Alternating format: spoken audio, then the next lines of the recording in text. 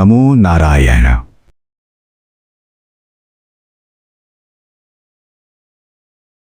जैसे पहले बतलाया गया था कि पिछली अवस्था में पहुंचकर मनुष्य यदि यह सोचे कि मैं केवल बाहर के साधनों जैसे धन, परिवार के सदस्य, मित्र व प्यारों आदि द्वारा ही अपने जीवन का कल्याण करता हुआ सुख से रह सकूंगा, तो यह उसका इतना उत्तम निश्चय व विश्वास नहीं है। बुढ़ापे का संगी, साथी व सहारा पहली आयु से शुरू किया हुआ धर्म, जो कुछ अच्छाइयां व सद्गुण धारण किए जाते हैं, ही बनेगा। बच्चा जन्म से ही अकेले रहना नहीं जानता है और उसको तो बाहर का ही सहारा है, कारण कि वह दूसरों के संग से ही बड़ा हुआ है और उसमें सांसारिक ज्ञान जन्मता है।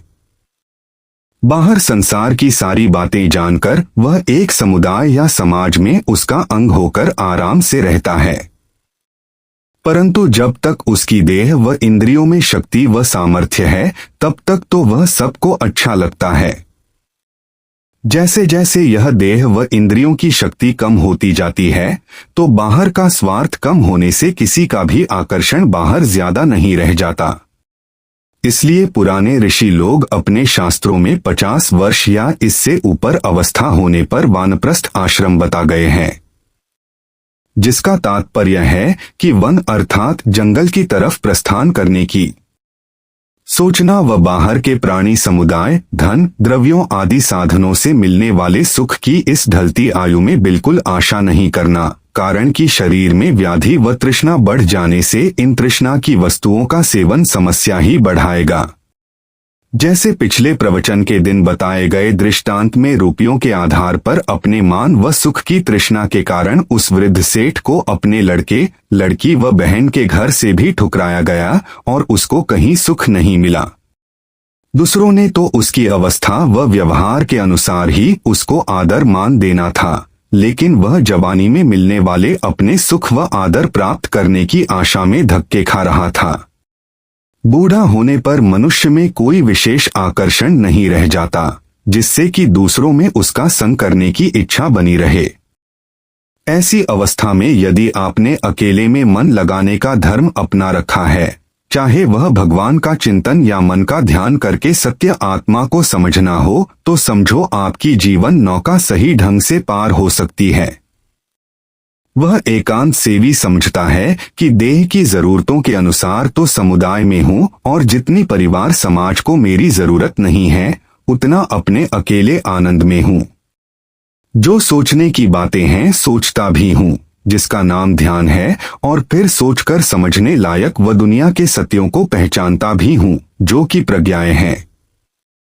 उन प्रज्ञाओं की प्रेरणानुसार करने के लिए हिम्मत भी रखता हूँ, इसी का नाम वीर्य है। क्रोध आदि को दबाने का भी सामर्थ्य रखता हूँ तथा व्यर्थ काम को भी पटक सकता हूँ। अपने अंदर मान को ज्यादा आने नहीं देता। किसी से थोड़ा दुर्व्यवहार मिलने पर उसको हजम भी कर सकता हूँ। ऐसी ऐसी बातें सोचकर अपने मन को प्रेरित करें। यह सब धर्म बुढ़ापे में एकदम नहीं अपनाया जा सकता। यदि जवानी से ही इनकी आदत डाली जाए तो धर्म है। जिस समय भी मनुष्य को समझ आने लगती है, उसी समय से ही धर्म उसका अंग हो जाता है।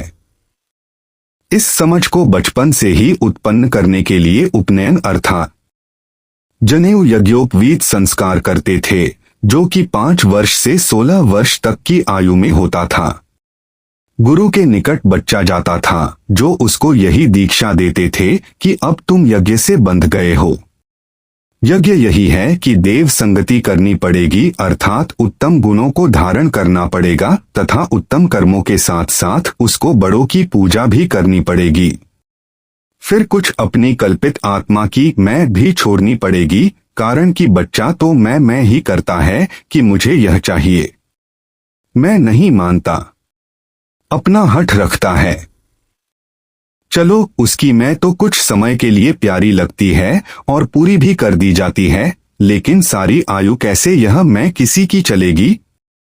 वृद्धावस्था में सुख का त्यागी भी बनना पड़ेगा, अर्थात यज्ञ का तात्पर्य है पहला अच्छे गुणों की संगति, दूसरा देव संगति करना और तीसरा, दान अर्थात अपने अहंकार को त्यागना अर्थात अपना खोटा स्वभाव भी त्यागना पड़ेगा। यद्यपि योग्यता व सामर्थ्य के अनुसार और भी कई प्रकार के बाहर किए जाने वाले दान हैं। इसको यज्ञोपवीत संस्कार भी इसलिए कहते थे कि इस यज्ञ के साथ उपवीत हो जाना अर्थात लिपट जाना। यह कोरा जनेऊ का सूत्र या धागा नहीं था। वह इस बात का चिन्ह होता था कि बालक अब तुम यज्ञ द्वारा लपेट दिए गए हो तथा बांध दिए गए हो और तुमको सब नियमों के अनुसार रहना पड़ेगा। सब अच्छे गुण अपनाना, देव संगति अर्थात बड़े आदमियों की संगति करना और अपनी मैं को थोड़ा छोड़ना। उसके लिए जितना कष्ट दुख होना है वह सब सहन करना। इस प्रकार बचपन से लेकर जवानी तक भी इन्हीं का सद्गुणों का पहले से ध्यान चालू हो गया तो समझो भगवान जीवन में प्रवेश पा गया। जो भी कार्य समझ के साथ किया जाता है वह ज्यादा पुष्ट व बल वाला होता है। वैसे तो अज्ञान व श्रद्धा से भी कार्य होते रहते हैं, लेकिन वे इतने बल वाले न होने के कारण ज्यादा देर टिकते नहीं। यदि कोई यह समझ जाए कि कम खाने से तंदुरुस्ती ठीक रहती है तो उससे कम खाना आराम से हो जाएगा। इसी प्रकार किसी रोग से बचने के लिए समझ के साथ कुपथ्य या न खाने योग्य भोजन का त्याग किया जाता है।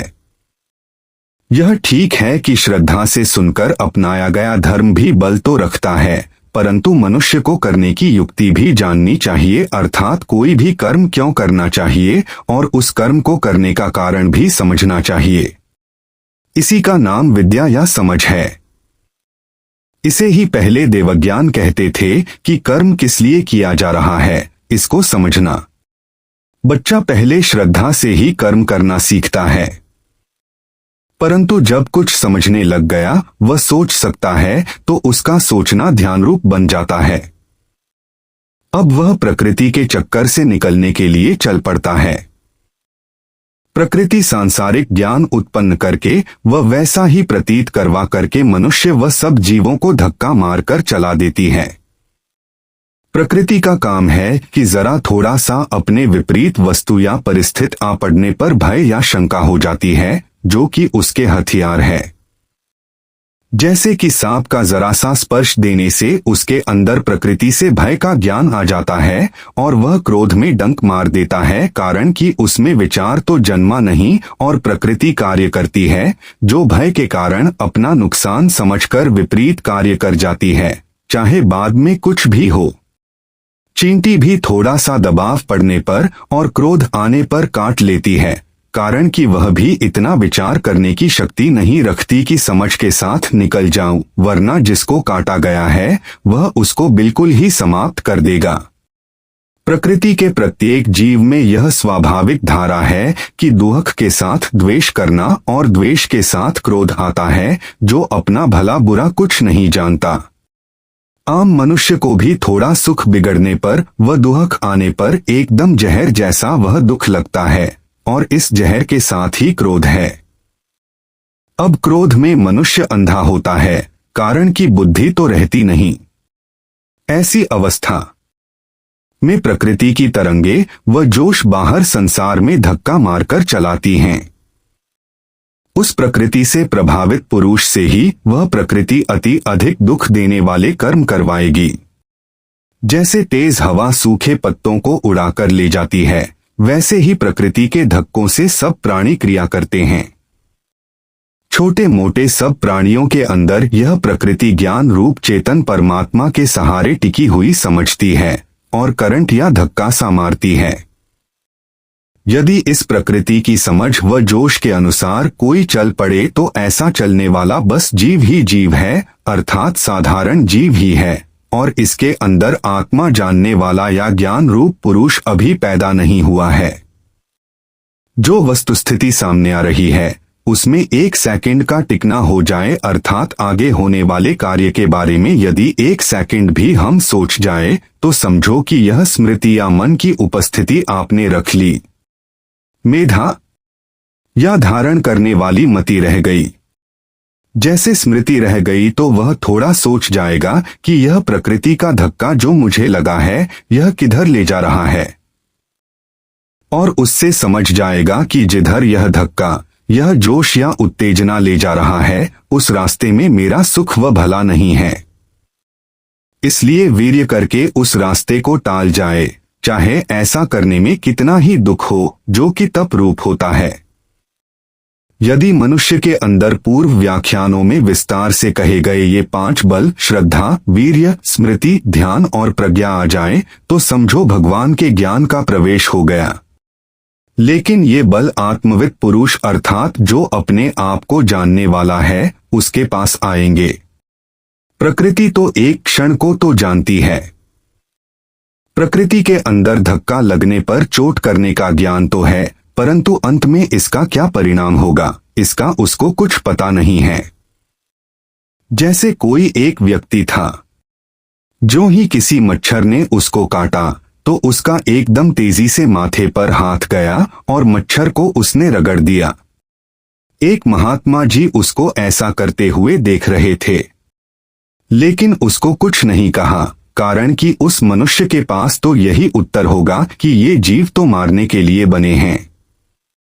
सरकार भी मलेरिया विभाग से मच्छर मरवाती है। यदि मैंने मार दिया तो कौन सा पाप कर दिया? परंतु उसको यह पता नहीं था सरकार जो मच्छर मरवाती है वह बहुत जनता की भलाई के लिए करती है, तो पाप भी बहुतों में मिट जाएगा।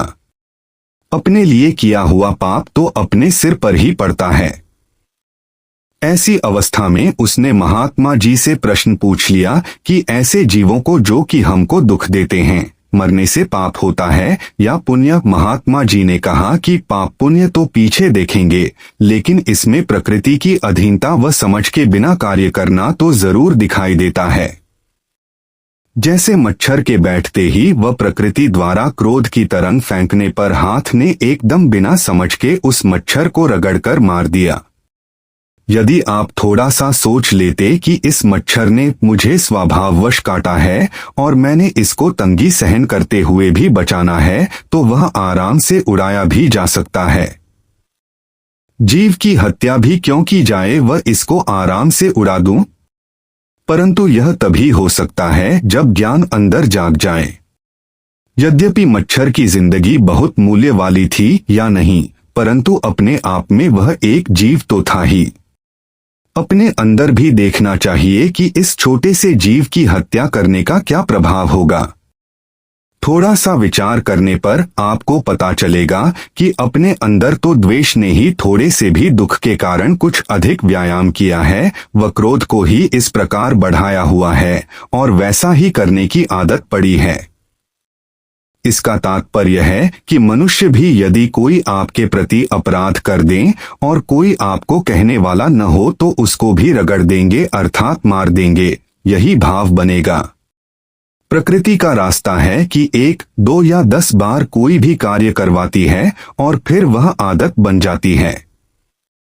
आदत बनने से वह एक शक्ति रूप में बिना सोचे समझे व ज्ञान के बिना कार्य करती है और दूसरों को अपने ढंग से चलाती रहती है। इसी को शास्त्रों में प्रकृति कहते हैं। प्रकृति का अर्थ है कि आदत से ही किसी कर्म को सरलता से करवा देने का भाव बना देना। वह आदतों की शक्ति खूब जबरदस्ती खींच करके कहती है कि चल उधर जिधर पहले चलता रहा है। यह सारे जीवों को घसीटती हुई ऐसे ही चलाती है। फिर मनुष्य और सारे जीवों में क्या फर्क हुआ? इसलिए थोड़ा बुद्धि बल को जगाए तो समझो वहां ज्ञान रूप भगवान आ गया। 1 सेकंड के लिए अपने अंदर ठहरें व पहचाने कि किसी मच्छर ने काटा है।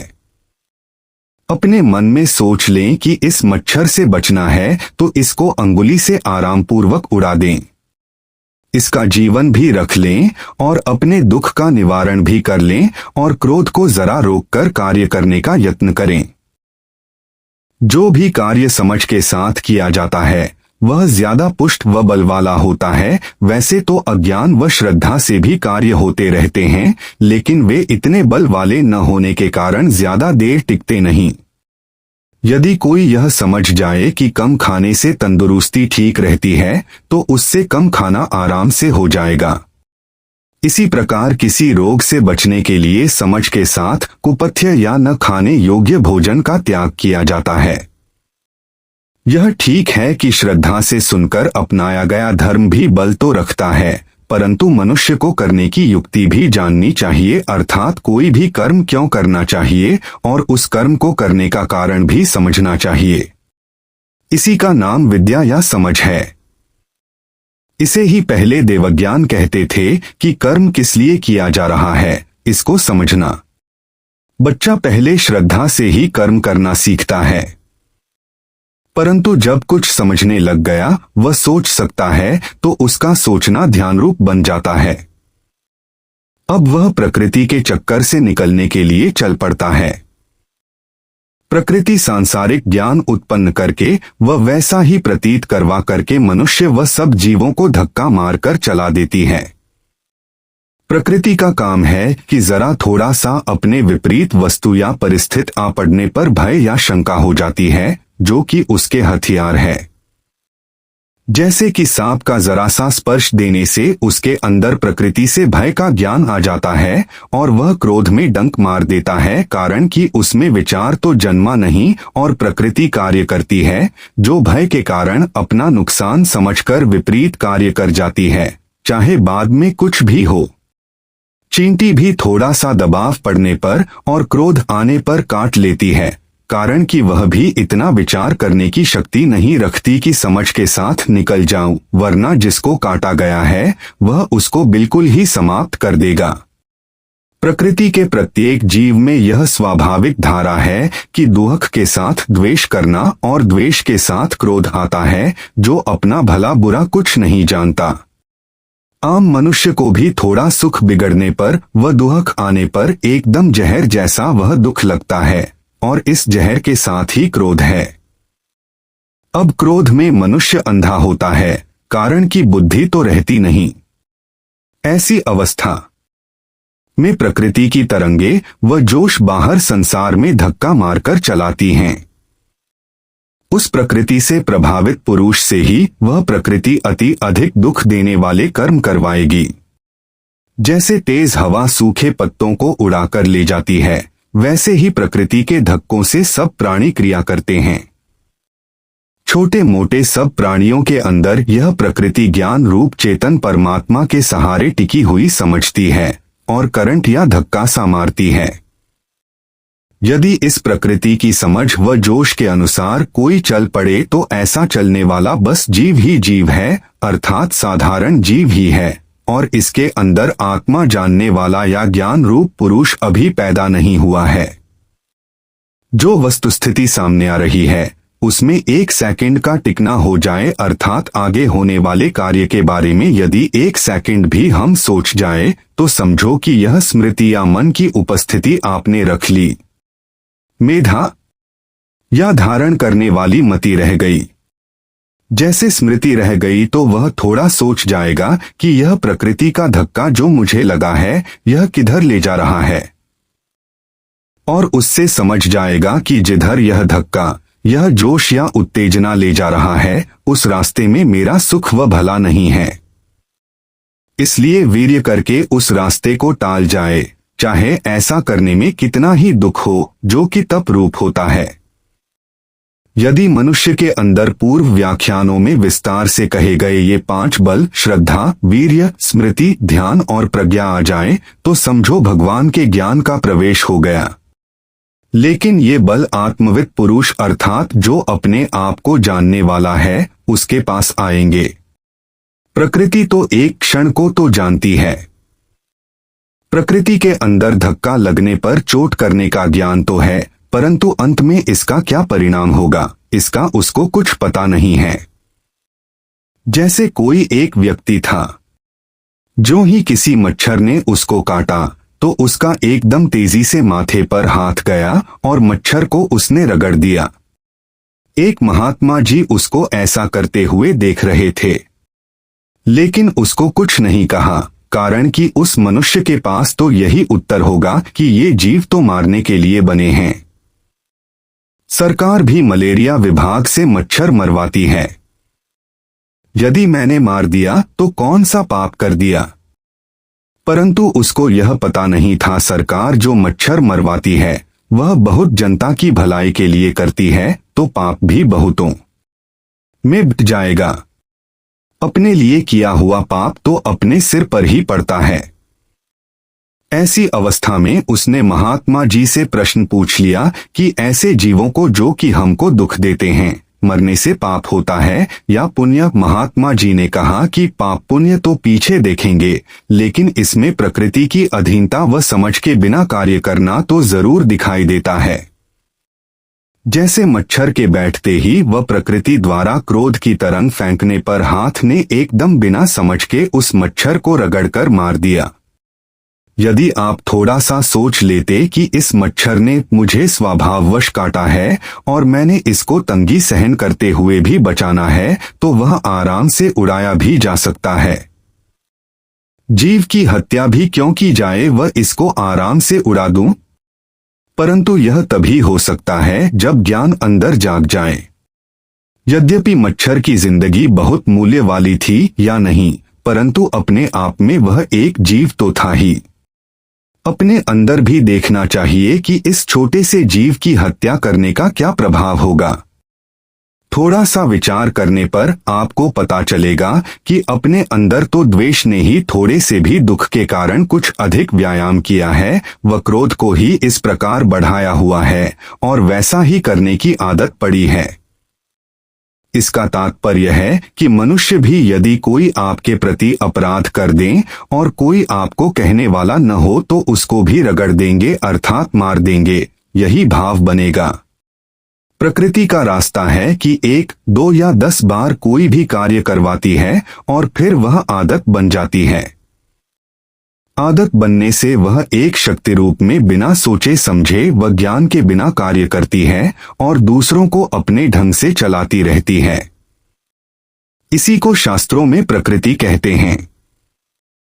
प्रकृति का अर्थ है कि आदत से ही किसी कर्म को सरलता से करवा देने का भाव बना देना। वह आदतों की शक्ति खूब जबरदस्ती खींच करके कहती है कि चल उधर जिधर पहले चलता रहा है। यह सारे जीवों को घसीटती हुई ऐसे ही चलाती है।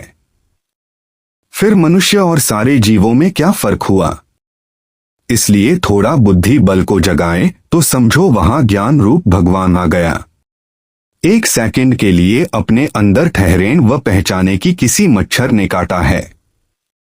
अपने मन में सोच लें कि इस मच्छर से बचना है तो इसको अंगुली से आराम पूर्वक उड़ा दें।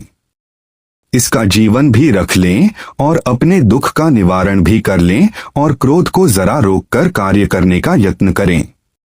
जहां द्वेष और क्रोध होता है वहां बुद्धि विवेक विचार करके सत्य वस्तु का निर्णय करना नहीं रहता। विवेक न रहने से वहां मनुष्यता नहीं है। मनुष्यता का यही लक्षण है कि बुद्धि बनी रहे व बुद्धि से सोचकर काम करने की आदत हो और उसमें फिर थोड़ा सा अपने को संयम में रखे अर्थात थोड़ा अपने को नियमों में रख ले। यहां से धर्म का रास्ता शुरू हो गया। यह सारा भगवान का रास्ता है।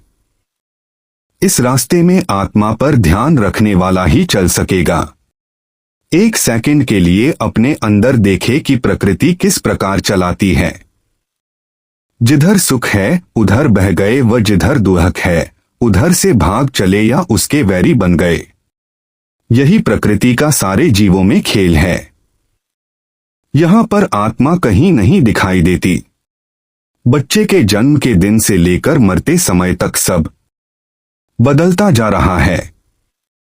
जैसे पानी की धार बह रही है, इसी प्रकार देह के अंदर भी एक ज्ञान की धार बह रही है जो बदलती जाती है। सारी आयु वही शरीर मन व बुद्धि एक समान नहीं रहते। यदि शरीर को देखें तो इसमें टिकी हुई कोई वस्तु भी दिखाई नहीं देती, परंतु शास्त्रों में कहे अनुसार जो इसमें बना रहता है उसको आत्मा कहते हैं।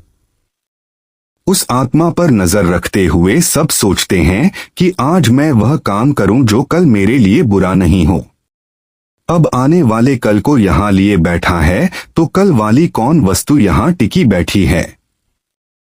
जैसे आज धन कमा लें, वृद्धावस्था या बूढ़ी उम्र में काम आएगा। तो अब बुढ़ापे को कौन लिए बैठा है? आज भी मैं हूं और वृद्ध अवस्था में भी मैं रहूंगा। यह जो अंदर सदा एक रस रहने वाला बैठा है, इसका नाम आत्मा करके शास्त्र कहता है।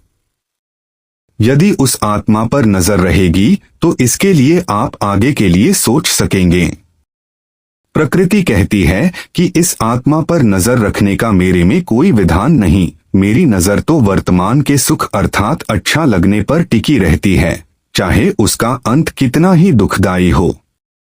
प्रकृति कहती है कि नशा पीना अच्छा लगता है तो नशा पिए। आगे यह पता नहीं कि इससे रोग व्याधि दुख संकट आएंगे। इनके बारे में पहले विचार करना प्रकृति का काम नहीं है। यदि आप सोच गए कि नशा पीना ठीक नहीं है तो समझो इतनी मात्रा में आप ज्ञान रूप भगवान तथा आत्मा के रास्ते पर आ गए। भगवान के अंदर वह ज्ञान चेतन है जो सब जीवों का हित और अहित जानता है। आत्मा तो ज्ञान रूप से एक बसा हुआ मनुष्य के अंदर सारे जीवन को इकाई देने वाला है, परंतु इसमें ज्ञान तो उस परमेश्वर का है।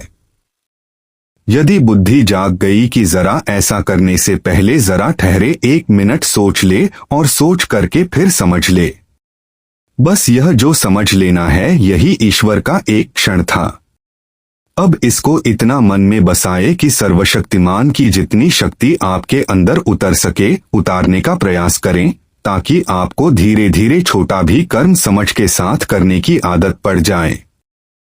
बच्चा या जवान मनुष्य अपने अंदर गुणों को लाए और विकारों को दबाए। ध्यान द्वारा अपने इस जीवन को समझे तो किसी समय में जाकर के अकेले में सुख पा सकता है। यदि बाहर के सहारे ही रहा तो बाहर वाले तो सब आंखें चुराकर चले जाएंगे। कोई संगी साथी यदि नहीं रहेगा तो इसका जीवन कैसे निकलेगा? प्राणी व पदार्थों के सकल दूसरे सहारे नहीं रहेंगे तो यह मनुष्य अपने में चिढ़ता रहेगा। जहां भी जाएगा धक्के ही खाएगा। इस मनुष्य का सहारा बाहर के सिवाय कोई भी नहीं है, क्योंकि पहले से अकेला होकर जीने की आदत डाली नहीं है। जिसने जीवन को पहचाना ना सीखा है, ऐसा केवल अंतर्मुख होकर ही होता है। अपना अंतर अर्थात अंदर को मुख मोड़ा अर्थात विचारना व विचार करके निश्चय करना आरंभ किया। इस प्रकार जब अपने अंदर हमने झांकना शुरू किया तभी हमको कुछ अपनी समझ आएगी। जब हम अंतर्मुख होंगे तभी अपनी उत्तेजनाओं, वासनाओं, विकारों को जीतकर अच्छा कार्य कर पाएंगे। अच्छा कार्य करते हुए जो तंगी हो उसे सहन करना होगा, वह आपकी तपस्या होगी। फिर समझ के साथ छोटे मोटे सुखों को त्याग कर भी जीवन व्यतीत करेंगे तो आप थोड़ा त्यागी भी बन गए। त्यागी, तपस्वी, विचार वाला जो कुछ जीवन चलेगा यह परमात्मा के रास्ते का उत्तम जीवन है और आत्मा के हित के लिए है। नहीं तो जैसा भी जीवन बिना विचार के चलता है वह प्रकृति का जीवन है। प्रकृति के जीवन में मनुष्य अंत में अकेला पड़ जाता है और बाहर इधर उधर सहारे खोजता रहता है। जब कोई सहारा नहीं मिलता है तो मृत्यु की ही प्रतीक्षा करता है कि अब तो बहुत दुख हो रहा है और मैं मर जाऊं तो बहुत अच्छा है। परंतु ऐसे मरने से कार्य थोड़े ही चलेगा। मरने के बाद फिर जैसा इस जीवन में रचा है वैसा ही जीवन मिल जाएगा और यह आवागम का चक्र चलता ही रहेगा। मनुष्य को अपना जीवन इतना ढीला नहीं छोड़ना है कि वह प्रकृति की तरंगों के अनुसार चलता रहे। थोड़ा जीवन को कसना है, अर्थात जीवन को विचार से चलाना है। जितना भी यह संसार का जीवन है वह बुढ़ापे में जाकर नहीं चला जा सकेगा। बुढ़ापे में सारी आदतें तो पहले बचपन वाली डाल रखी है कि अपनी मनमानी करना, धर्म की कुछ सुननी नहीं, श्रद्धा से भी कुछ समझना नहीं व किसी विषय पर कोई विचार करना नहीं और प्रकृति की तरंगे व धक्कों के अनुसार जो इच्छा आई पूरी कर ली, चाहे वह पूरी की हुई इच्छा भविष्य में दुख में रुला रुला कर मारे। क्रोध, मान, अहंकार आया उसके अनुसार चल दिए, चाहे आगे चलकर कैसी भी दुर्गति हो और सारा संसार वैरी बन जाए। चाहे कुछ भी हो जाए उसकी कोई परवाह नहीं। यह सब प्रकृति के साथ जीवन की गाड़ी को हाँकना है। जो थोड़ा समझ कर चले तो समझो यहां से ज्ञान रूप भगवान का प्रवेश शुरू हो गया।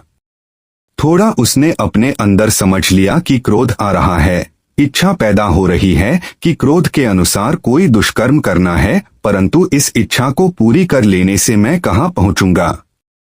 बस यही सोच गया तो देखो यह भी थोड़ा बहुत ध्यान है, लेकिन बड़ा ध्यान तो अभी आया नहीं। ध्यान समाधि में सुख तो बाहर से छुट्टी पाने पर मिलता है। यदि हर समय मन बाहर ही तमन्ना व तृष्णा में और दूसरों से वैर विरोध पूरा करने के लिए उलझा रहे, तो कभी भी उसको ऐसा जीवन नहीं मिलेगा कि वह अकेले में ध्यान समाधि का सुख अपने जीवन काल में प्राप्त कर सके। ऐसी अवस्था में अपने क्रोध को भी थोड़ा शांत कर लें, अपनी वाणी को भी थोड़ा सुधार लें, ताकि बाहर कुछ खोटा न हो पाए। यदि कड़वा वचन बोल गए तो दूसरा सहन नहीं करेगा, कारण कि उसके पीछे भी संसार के प्राणी है। क्या पता आगे जाकर वह दूसरा मनुष्य जिसको कड़वा बोला गया है क्या कुछ करना चाहेगा। इस तरह से यदि बाहर की शंका व भय बने रहेंगे तो कोई भी मनुष्य अकेले में सुख शांति से जीवन बिता नहीं सकेगा। उसको रात को नींद भी शांति की नहीं आएगी। यह सारा प्रकृति के रास्ते बिना समझ के साथ चलने से होता है। यह सारा प्रकृति का खेल अपने अंदर बाहर बिखरा हुआ ध्यान एकत्रित होने पर समझ में आएगा। यह ध्यान आपको युक्ति व बुद्धि के साथ ज्ञान भी दे देगा। पहले पहल तो किसी के कहने से श्रद्धा से चलना है, कारण कि शास्त्रों में महात्माओं व गुरुजनों द्वारा लिखा हुआ है। अभी बल नहीं है। बल तब होगा यदि बुद्धि स्वयं परखने लग जाए कि जो कुछ मैं करना चाहता हूं वह किस लिए करना चाहता हूं। जो समझ के साथ करता हूं इसी को हमारे शास्त्र करने का दर्शन भी साथ रखना कहते हैं। इसका नाम फिलोसफी या दर्शन शास्त्र है कि जो कुछ करता है वह अपनी समझ के साथ करता है कि किस हित के लिए मैं ऐसा कर रहा हूं, किस लिए ऐसा भोजन व नशे पीना छोड़ रहा हूं। यही नशे यदि नहीं छोड़ूं तो ये एक दिन भविष्य में इतना पराधीन कर लेंगे कि छोड़ना चाहने से भी ये छूट नहीं सकेंगे। यदि इनको पूरा करूंगा तो दुख व बीमारियां पैदा करेंगे। उसको यदि यह सब निगाह में रहता है तो वह नशे छोड़ने की तंगी को भी सहन कर सकेगा। यदि ऐसी समझ अभी नहीं जन्मी है तो उसकी परेशानी में प्रकृति बन गई है। उसकी नशा वगैरह पीने की मिठास, अच्छाई व उसकी प्रेरणा से होने वाले सुख पर तो नजर बनी हुई है, लेकिन इससे आगे होने वाले दुख पर उसकी दृष्टि नहीं है। यदि कोई उस होने वाले दुख पर दृष्टि रखे हुए है तो केवल उसको ही प्रज्ञावान समझा जाएगा। दुख पर दृष्टि तब खुलेगी यदि सत्य को विचार और ध्यान में लाएं। जिस समय कोई हुजक, प्रेरणा या कुछ करने या पाने की इच्छा उठती है तो तुरंत विचार जगाएं व सोचने की शक्ति रखें। स्मृति, ध्यान और प्रज्ञा ये तीन सत्य भगवंत लोगों के हैं जो पहले कभी हुए हैं और जिनके ये उपदेश हमारे सामने चले आ रहे हैं। उन्होंने अपने जीवन को इसी रास्ते पर सारे संसार में चलाया है। इसलिए बुद्धि से सोचें व पहले समझें कि जो कर्म मैं करने जा रहा हूं अंतिम हित के लिए होगा या अहित के लिए होगा। फिर यदि मन उधर अच्छाई की तरफ नहीं भी जाना चाहे व प्रकृति का विरोध भी हो तब भी जबरदस्ती मन को उसी तरफ ले जाए। इस प्रकार यदि यह जोर जबरदस्ती मन को ले जाने की आदत पड़ गई तो वह मनुष्य पराधीन कभी नहीं जिएगा, वह अपनी आत्मा में मुक्त होकर ही जीवन यापन करेगा। मुक्ति नाम बाहर के बंधनों से छुट्टी पा जाना व दूसरों की दास्ता से रहित हो जाना है।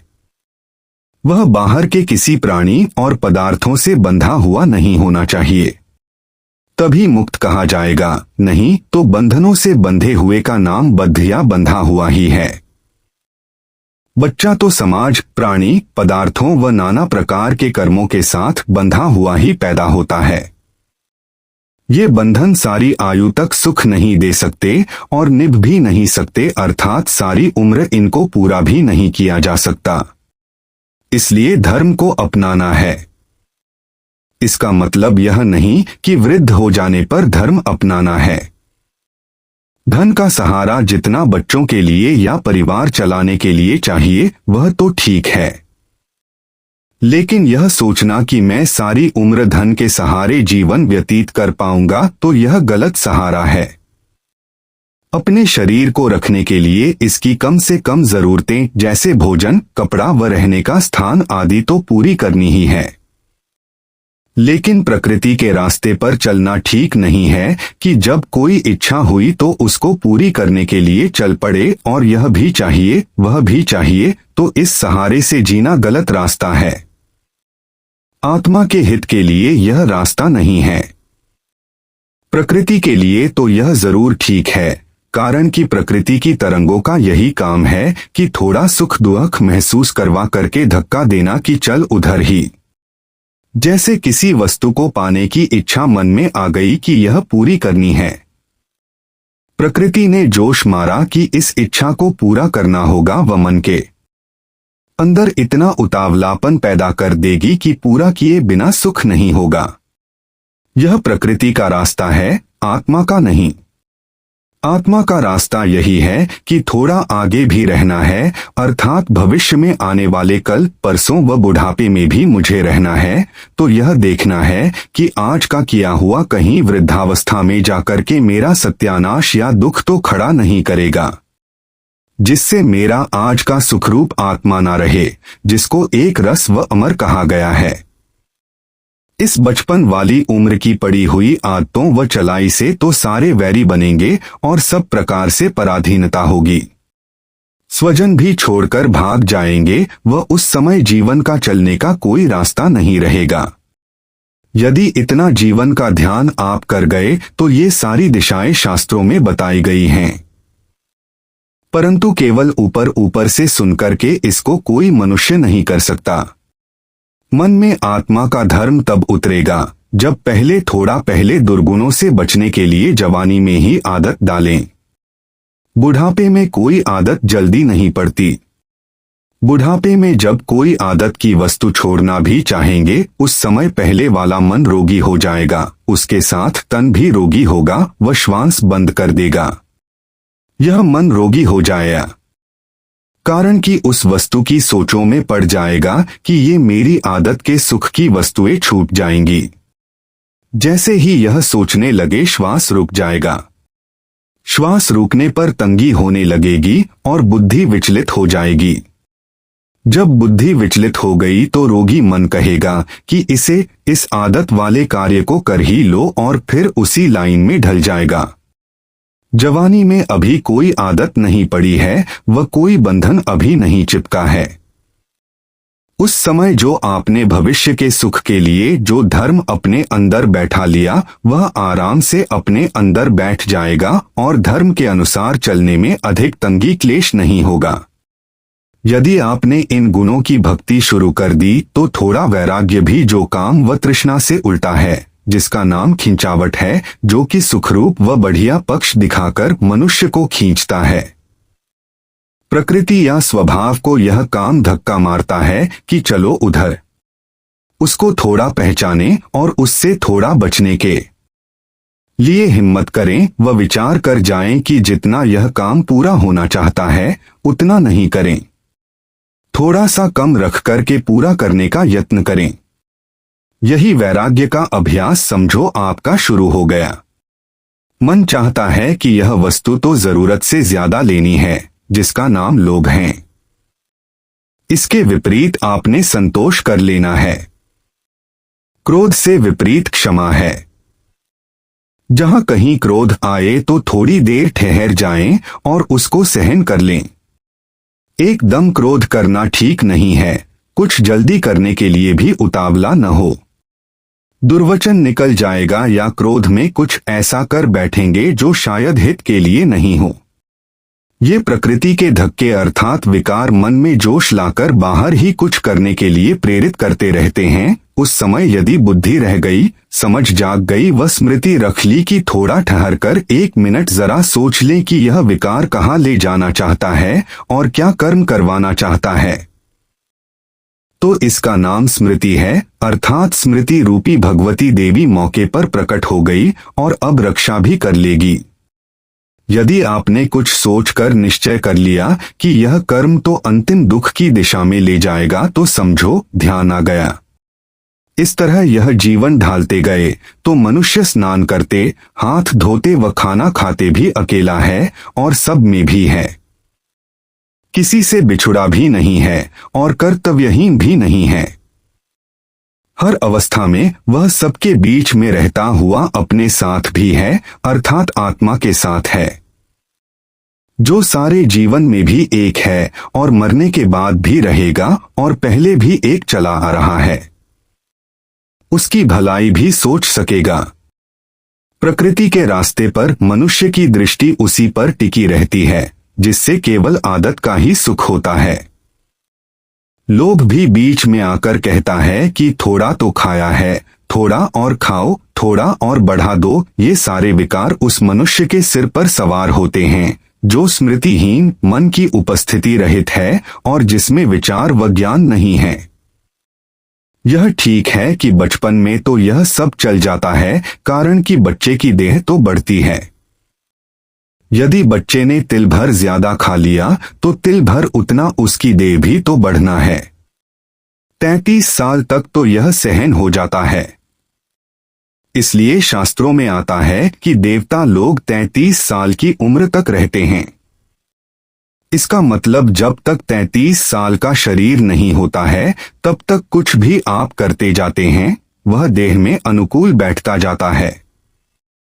यदि ज्यादा खाना खा गए तो चलो देह पुष्ट हो जाएगा, कारण कि उस अवस्था में बुद्धि पूरी जाग नहीं पाती व प्रकृति बढ़ाने की तरफ चलती है। वह प्रकृति बढ़ाती बढ़ाती वहां तक अर्थात 33 वर्ष की आयु तक तो ले गई, अब उसने आगे बुढ़ापे की तरफ ले जाकर मारना शुरू करना है। यदि इनको समझना है तो पहले विस्तार से कहे गए 5 बलों की भक्ति करना आवश्यक है। पहला, श्रद्धा थोड़ी रख करके सोचने की शक्ति का नियम रखें कि कोई भी स्थिति या घटना सामने आए तो इससे क्या होने जा रहा है। दूसरा, थोड़ा सोच जाएं कि जो होने जा रहा है वह मेरे फायदे का है या नहीं, तो इसका नाम स्मृति हो गया। तीसरा, और सोचकर यदि उसके अनुसार कार्य कर गया तथा अपने मन के मिथ्या उद्वेगों या जोशों को रोककर सही रूप से अपने भले के लिए चल गया तो यह वीर्य हो गया। चौथा, और उसके बारे में सोच या चिंतन करने का नाम ध्यान हो गया। पांचवा, और सोच करने के बाद जो कुछ समझ में आए उसका नाम प्रज्ञा अर्थात छिपे हुए सत्य का ज्ञान हो गया। इस तरीके से यदि यह चिंतन की आदत बढ़ाते जाएंगे तो यह जीवन अपने आप में इतना परिपूर्ण हो जाएगा कि बचपन से लेकर जवानी तक की गई सब गलतियों का परिचय रास्ते में मिल जाएगा। सबका अंदर नाटक दिखने लग जाएगा। जब सबका अंदर नाटक दिखाई देने लग जाए तो समझो आप प्रज्ञावान हो गए। ग्रंथों में ऐसे इनके काम, क्रोध आदि के नाटक पढ़ते रहने से कोई विद्वान नहीं होता, फिर भी वह अधूरा रहेगा। पढ़ने के बाद यह कमाई करनी है कि अपने जीवन को देखे और देख कर के सुधारता जाए व थोड़ा इस मार्ग पर चले और सीखे।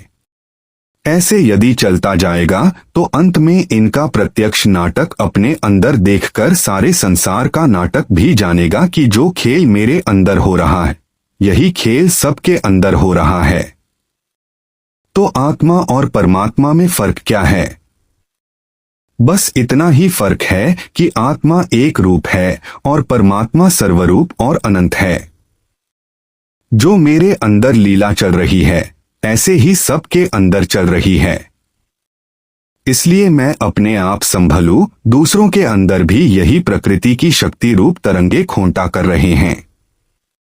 उनके लिए थोड़ी क्षमा रख लूं, परंतु इतना जरूर है कि मेरे से कोई बुरा कर्म न होने पाए। इस रीति से सीख सीख कर अपने जीवन को रोक रोक कर चलाने की दिशा में ले चलें तो समझो वह जीवन में बूढ़ा होकर के अपने आप अकेला महसूस नहीं करेगा। जैसे एक बूढ़ा था। एक महात्मा जी भिक्षा करने के लिए गए। घर में सब बड़े श्रद्धालु थे। वह बूढ़ा ऊपर से उतरकर झटपट कहता है कि महाराज जी, मुझे बताओ मैं क्या करूं व मुझे शांति कैसे मिलेगी। महाराज जी ने कहा कि आपको अशांति क्या है। आपका बड़ा संपन्न परिवार है, वह सब बच्चे कारों में चलते हैं, सब जगह आपकी इज्जत है, मान है, फिर कमी किस वस्तु की है। क्या आपकी सेवा पूजा घर में ठीक नहीं है। उस बूढ़े ने उत्तर दिया कि ऐसे तो खाने पीने को वह सब सुख देते हैं, लेकिन सब मुझे वैरी की तरह देखते हैं। मेरा घर में कोई आदर मान इज्जत नहीं करता।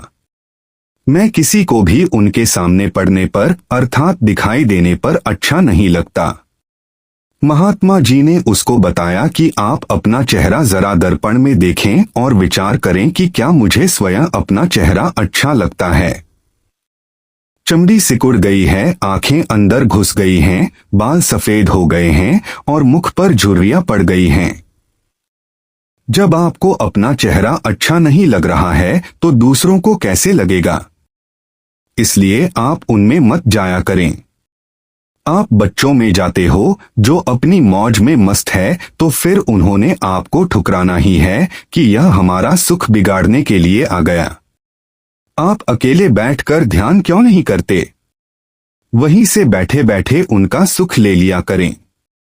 यदि बच्चे खुशी में हंसते हैं तो आप भी उनके सुख में खुशी महसूस करें, और यदि कोई दुख में बेचारा रो रहा है तो उसके प्रति अपने मन में दया भाव रखें, वह अपना मन किसी प्रकार गंदा न करें। अपने में विचार करें कि मेरे बच्चे कितने अच्छे हैं, देखो मेरी कितनी सेवा पूजा करते हैं। उनके गुणों को पहचानें और अवगुण नहीं देखें कि उन्होंने अभी तक मेरे लिए चाय नहीं भेजी, वह कार्य नहीं किया। ऐसा सोचना कि कोई बात नहीं, बच्चे हैं, कहीं देर भी हो जाती है, उनके लिए क्षमा रखें। यदि किसी का कोई दुर्गुण दिख जाए तो ख्याल करें कि मैं उधर उनके पास चला गया था, जिस कारण से थोड़ा ऊंचा बोल मेरे प्रति उनसे निकल गया। मेरे को भी तो बूढ़े अच्छे नहीं लगते थे जब मैं जवानी में था। यदि मैं भी उनको उस समय अच्छा नहीं लगा तो यह आयु का हिसाब है, बच्चों का कोई अपराध नहीं है। मेरे बच्चे तो अच्छे और बढ़िया है। ऐसे कर कर के यदि उनमें रहोगे तो आपका मन अकेले में शांत रहेगा और बच्चों के मन में भी आपका आदर भाव रहेगा। देवताओं की भक्ति होगी, आराम में बसे रहोगे। यदि ये नियम नहीं रख सके और समझकर अपना जीवन इस प्रकार नहीं ढाल पाए तो फिर कौन सहारा होगा। बच्चे वृद्धावस्था में कोई सहारा नहीं बनते हैं, परंतु यह जो बूढ़े ने अब वृद्धावस्था में करना है, पहले लड़कपन से ही ऐसी अच्छी आदत पड़ गई होती तभी ऐसा सुखमय जीवन संभव होगा। यदि आप लड़कपन से ही झुक करके जीना सीख लें तो बाहर झुक भी लेंगे।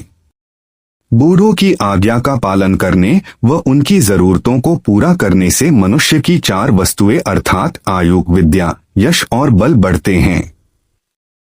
जो नित्य बड़ों के सामने निस्वार्थ भाव से झुकता है, अर्थात यदि कभी किसी बड़े बूढ़े ने कोई बात कह दी और उत्तेजित होकर जोश में कुछ बोल भी दिया तो आपने झुक करके नम्र शब्दों में, झुकी हुई आवाज में उसका जवाब देना है, तभी मनुष्य को ये 4 फल मिलते हैं। इसके अतिरिक्त सबसे बढ़िया क्या वस्तु बढ़ती है कि इस प्रकार बड़ों की सेवा पूजा करने वाले को एक ऐसी आदत पड़ जाती है कि जिससे वह आगे वृद्धावस्था में जाकर बच्चों के बीच में आराम से रह पाएगा।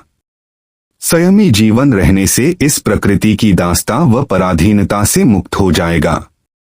यदि नम्र होने की आदत पड़ जाएगी तो बाहर कहीं धक्का नहीं लगेगा, अपने को झुका करके भी चल लेगा।